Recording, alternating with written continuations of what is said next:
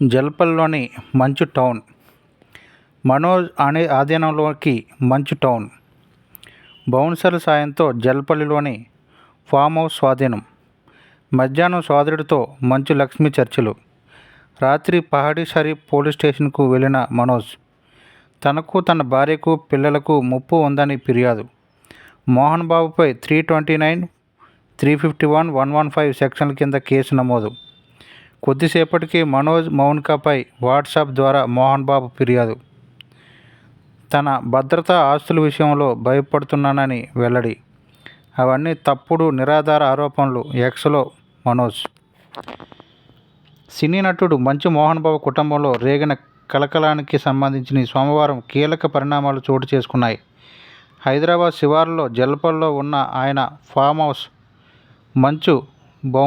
మంచు టౌన్ను ఆయన కుమారుడు మనోజ్ స్వాధీనం చేసుకున్నారు. మనోజ్పై దాడి జరిగిందనే వార్తల నేపథ్యంలో ఆదివారం ఓ ప్రైవేట్ ఆసుపత్రిలో చేరిన మనోజ్ సోమవారం ఉదయం డిశ్చార్జ్ అయ్యారు. వెంటనే బౌన్సర్లతో కలిసి వెళ్ళి ఫామ్ హౌస్ను స్వాధీనం చేసుకున్నారు.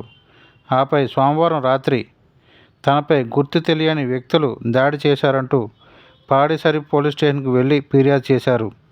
ఇది జరిగిన గంటలోనే మోహన్ బాబు వాట్సాప్ ద్వారా రాచకొండ పోలీస్ కమిషనర్ సుధీర్ బాబుకు ఫిర్యాదు పంపారు. అందులో తన కుమారుడు మనోజ్, అతని భార్య మౌనికపై చర్యలు తీసుకోవాలని కోరారు. అసాంఘిక శక్తుల నుంచి తన ప్రాణానికి, తన ఆస్తులకు రక్షణ కల్పించాలని కోరారు. పోలీసులకు వైద్య పరీక్షలు రికార్డులు. బంజారాహిల్స్లోని ప్రైవేట్ ఆసుపత్రిలో చేరిన మనోజ్కు వైద్యులు సిటీ స్కాన్, అల్ట్రాసౌండ్, ఎక్స్రే తదితర పరీక్షలు నిర్వహించారు. ఈ మేరకు రికార్డులు డిశ్చార్జ్ సమయంలో మనోజ్కి ఇచ్చారు. వాటిని మనోజ్ వెంటనే వాట్సాప్ ద్వారా పహాడీ షరీఫ్ పోలీసులకు పంపారు. తొలుత తన ఇంటికి వెళ్ళారు. తర్వాత కొందరు బౌన్సర్లతో కలిసి జల్పల్లోని మంచు టౌన్కు వెళ్ళారు. వీరి వెంట కర్నూలు నుంచి వచ్చిన కొందరు భూమా మౌనిక అనుచరులు కూడా ఉన్నట్లు సమాచారం.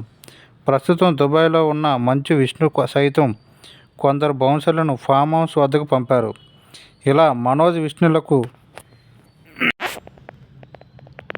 సంబంధించి దాదాపు 70 మంది బౌన్సర్లు అక్కడికి చేరుకోవడంతో తీవ్ర ఉద్రిక్తత నెలకొంది. ప్రస్తుతం ఈ ఫామ్ హౌస్ చుట్టూ గేటు వద్ద కొందరు మహిళా బౌన్సర్లు కూడా పహారా కాస్తున్నారు. అయితే పహాడీ షరీఫ్ పోలీసులతో ఫోన్లో మాట్లాడిన మనోజ్ తన ఇంట్లో చుట్టుపక్కల ఉన్నవి పని మనుషులు దగ్గర వారేనని, బౌన్సర్లు లేరని తెలిసింది.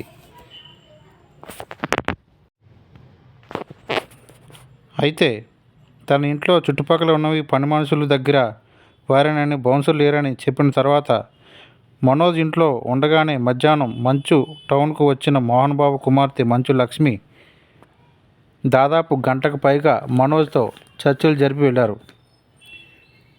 సీసీ కెమెరాలు, హార్డ్ డిస్కులు మాయం. తర్వాత రాత్రి 7 గంటల ప్రాంతంలో మనోజ్ హఠాత్తుగా పహాడీ షరీఫ్ పోలీస్ స్టేషన్కి వచ్చారు. ఆదివారం ఉదయం తనపై 10 మంది గుర్తు తెలియని వ్యక్తులు విచక్షణ రహితంగా దాడి చేశారని లిఖితపూర్వకంగా ఫిర్యాదు ఇచ్చారు. తనకు ప్రాణహాని ఉందని, రక్షణ కల్పించాలని కోరారు. సీసీ కెమెరాలో హార్డ్ డిస్కులు మాయం అయ్యిందని, దీని వెనక కిరణ్ విజయారెడ్డి అనే వారి పాత్ర ఉన్నట్లు అనుమానాలు ఉన్నాయని ఫిర్యాదులు పేర్కొన్నారు. పహాడీ షరీఫ్ ఇన్స్పెక్టర్ గురువారెడ్డి మాట్లాడుతూ మనోజ్ తనపై ఎవరు ఎందుకు దాడి చేశారో తెలియదని, తనకు, తన పిల్లలకు, భార్యకు ముప్పు ఉందని ఫిర్యాదులు పేర్కొన్నారని చెప్పారు.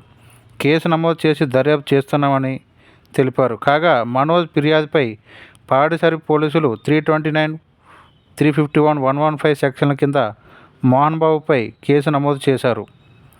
మనోజ్ నా ఇంటిని ఆక్రమించుకున్నాడు అంటున్న మోహన్ బాబు సైతం మనోజ్, అతని భార్యపై చర్యలు తీసుకోవాలని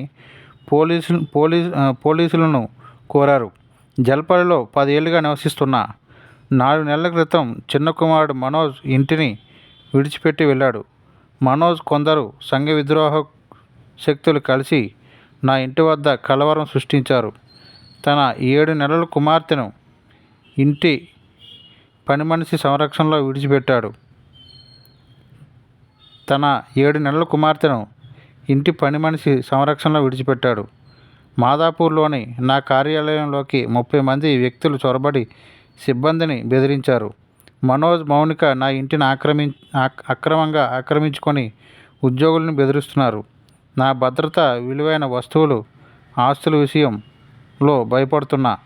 నేను దాదాపు 78 ఏళ్ల సీనియర్ సిటిజన్ని. నా ఆస్తుల నుంచి మనోజ్, మౌనికలను